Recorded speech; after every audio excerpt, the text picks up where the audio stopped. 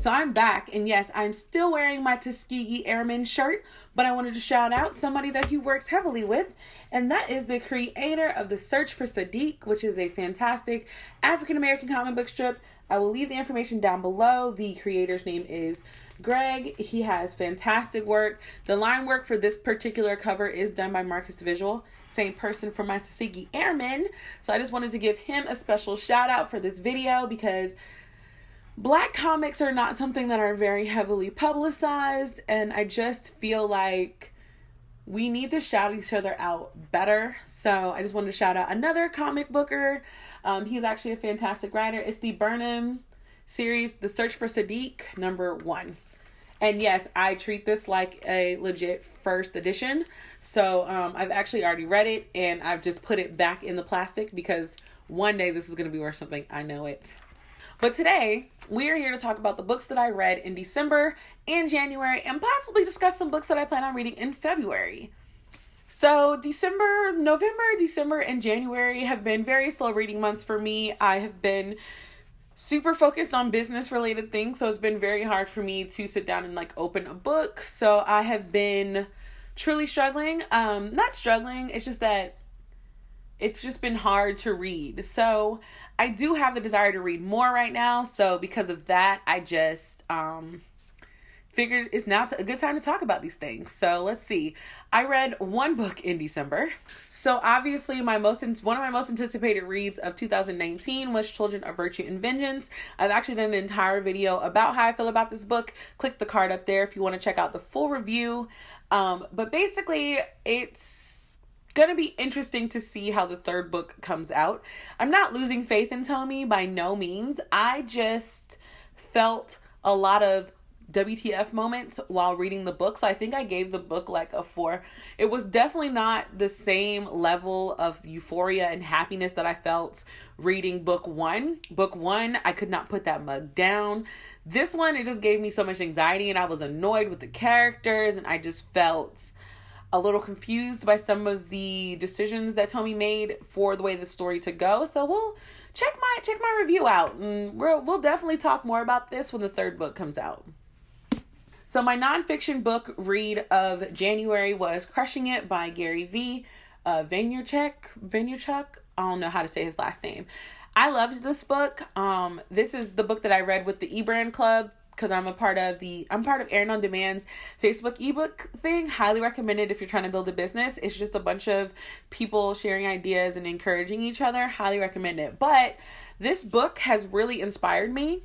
I'm actually going to do a separate video on that and about how it inspired me and what things am I doing based on the stuff that I've taken away from this book.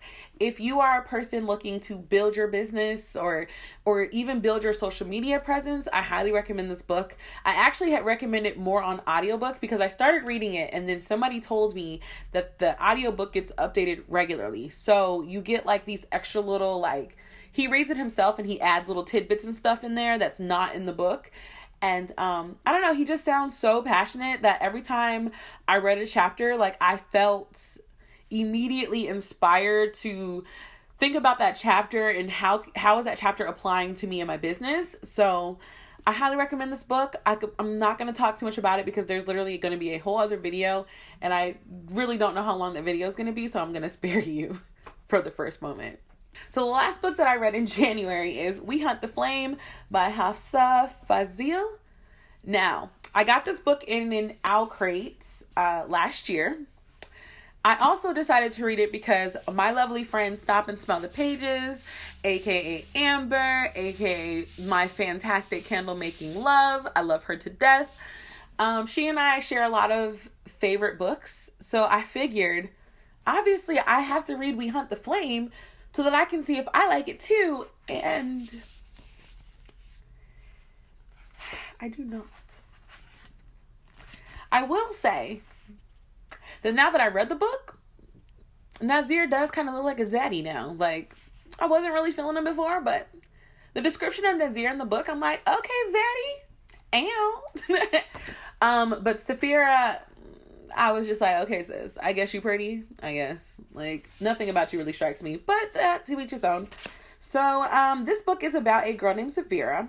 She is disguised as a male hunter who can enter this place called the Heirs without disappearing or dying like everybody else. So the world that she lives in is always cold, and she protects her people by feeding them. But one day she's greeted by this witch who tells her the way that she can bring magic back to the land is to go on this quest. Well, the Sultan, who is this dastardly evil person, also wants to bring back magic for his own personal reasons. So he tells his son Nasir, who is the Prince of Death, is what they call him, to also go on this quest, find the thing that they need to get the magic back, and then once they do, kill everyone. That's the premise of the story, the main premise of the story. I think I am going to do a video about We Hunt the Flame. It gives me some really cute ideas for makeup. And B, it's just a lot of little things that I want to talk about that are just way too long for this review. So let me give you some pointers. 1, I gave it 3 out of 5. I don't think it was terrible, but I am confused about a couple things. There was massive queer baiting, if queer baiting is a word. It was to the point where like I knew that they were gonna hook up or be together. There was nothing that alluded to what really happened. Like when it happened, I was like, ew. What? Hold on. No, that's not where I thought this was going. What you doing? I found the story to have points that were very long and drawn out. So the descriptions and stuff were nice, but like I felt like the story I didn't really get into the story until like chapter 50 or something like that. And this book is like 400 something pages. I didn't actually start caring about how everything went down until like chapter 50 or 50 something. That's a lot of chapters to get through to really get the story going. This story was long and drawn out. Obviously I think there's going to be a second book, so I am going to give it more of a chance, but like I said, we'll be doing a separate video on this. The makeup look is already coming to me. So this will probably go on the March schedule because I already have videos scheduled for this month. But yeah, this is definitely, we're talking about this book. I have a lot of things to say. Okay, so we are done with the what I read. So let's talk about what I think I might be reading in this month. Now, keep in mind, I no longer run by a TBR anymore. I just like to give myself more leeway when I'm reading. So the first thing is my nonfiction book of the month, and that is Atomic Habits by James Clear. I've heard a lot of things about it. A lot of entrepreneurs recommend this book as a book to read. So again, like I said, I'm trying to really hone my business this year. So that's a lot of what's like my reading. My reading time has been switched up for Skillshare classes and other things like that. So yeah, your girl is working. But that's the book that I'm going to listen to via audiobook. It is available on Hoopla, so I will be listening to that. So this book I have been reading for a hot little minute. It's Daughters of Nari. Obviously, Renee K. Amayo. Like, I need to make this clear. It's taking me a while to read it, only because there's not an audiobook version of it so that I can listen to it sometimes and read it. So I've only been able to read like a chapter a day, and then I've fallen off. I think I'm on chapter 13. Yeah, I'm on chapter 13. So far, I like it. I like the dual storytelling.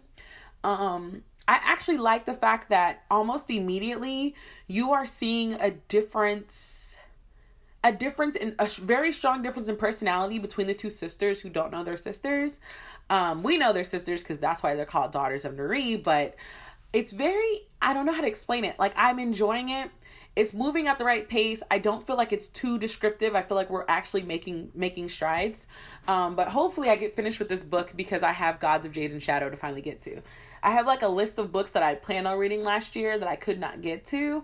So I'm just taking each one at a time and just this is happening.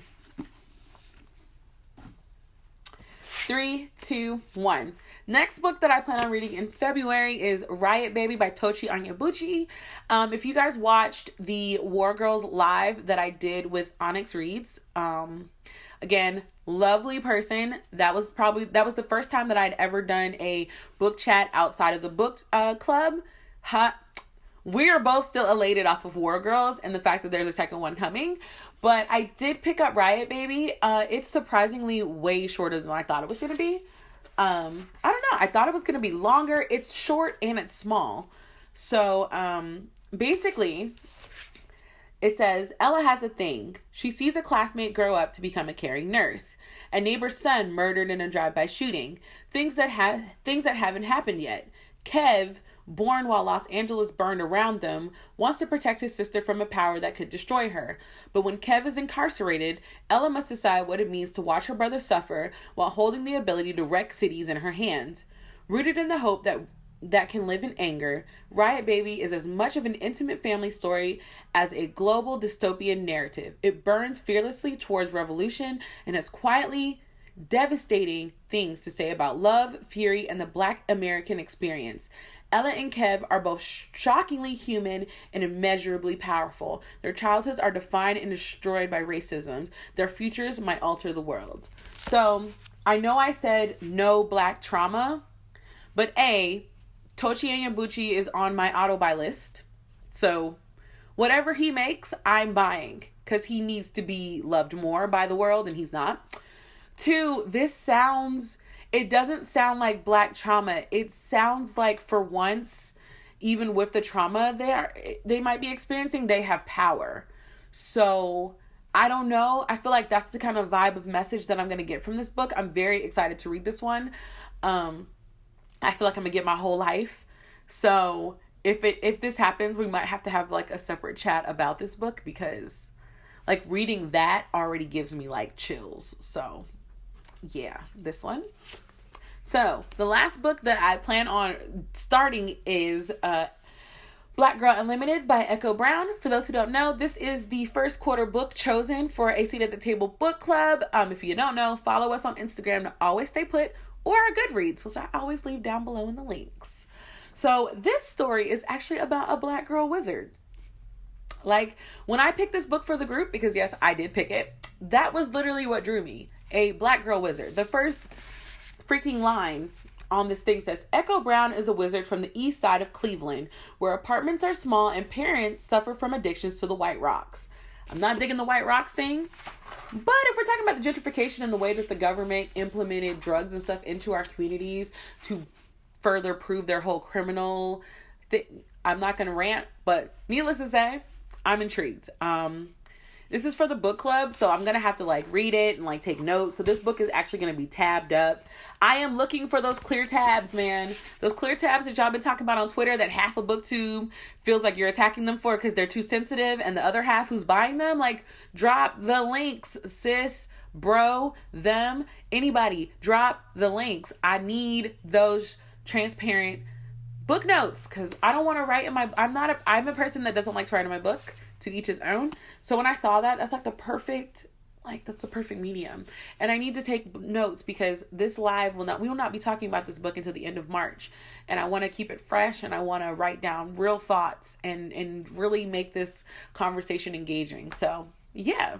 So I'm just checking my Goodreads, because again, that's where I keep track of my books. I'm not using it as a thing. Like, you'll see, I've already reached my reading goal this year with one book, so I'm not doing anything. But according to my thing, there are some books coming out in February this book's supposed to have come out. This book came out in January. Hold on, guys. Okay. So, I just wanted to point out, one of the books that is on my list that I already pre-ordered is Deathless Divide by Justina Ireland. This is Dread Nation number 2.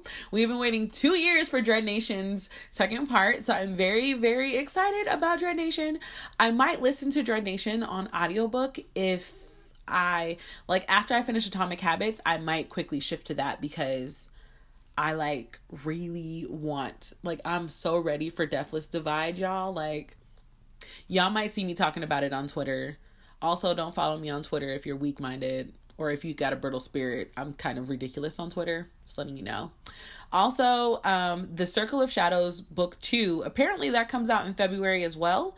It's called Cloak of Night, so there's that. But the ones that I am very interested in, The Sound of Stars by Alicia Dow. Can a girl who risk her life for books, and an alien who loves forbidden pop music work together to save humanity. Don't ask me why or where I found that, but that intrigues me greatly. Then, yeah, that's all the books for February that are coming out.